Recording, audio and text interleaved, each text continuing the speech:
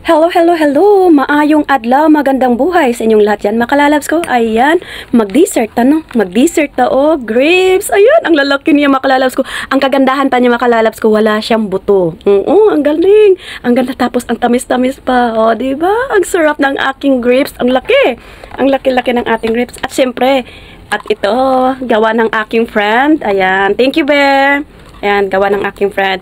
Ang Yema cake, makalalabs ko. Yema cake ang gawa ng aking friends. Ayan, thank you, Be, sa Yema cake mo. Ayan, tikman natin ang Yema cake, makalalabs ko. O, diba? Ang sarap ng ating, Yema cake.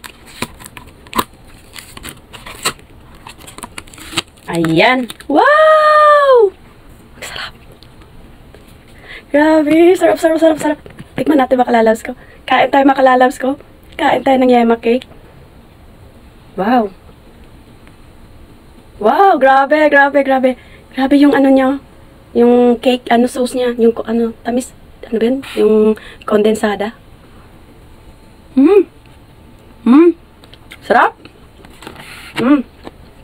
Sarap, makalalabs ko, grabe. Sarap. Tapos yung cheese niya. Sarap ng cheese.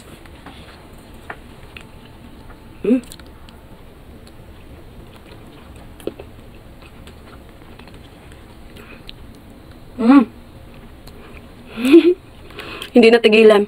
Hindi na matigilan. Ang sarap kasi. Tapos, yung tamis niya tamang-tama lang. Hindi masyadong matamis. Kasi yung balance niya sa sa cheese. Sarap.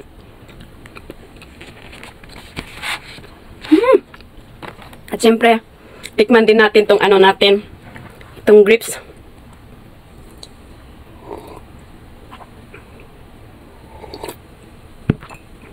Ang ganda niya, makalalabs ko. Wala kasi siyang buto.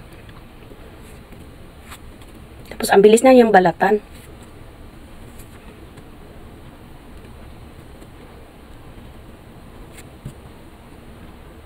Ayan.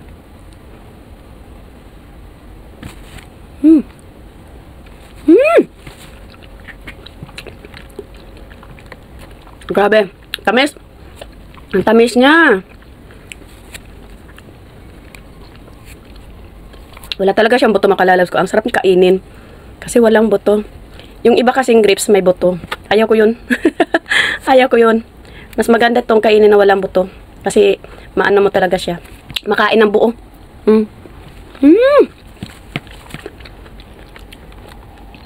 Grabe.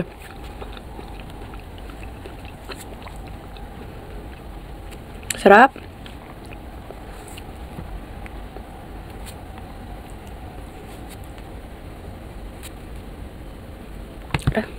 Nalaglag pa. Kain kayo. Kain tayo.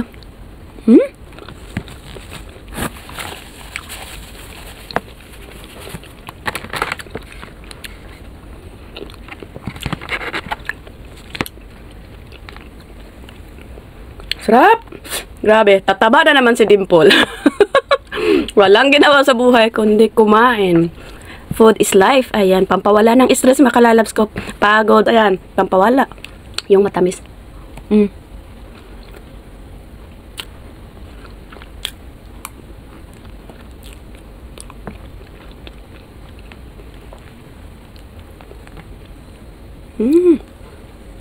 Sarap.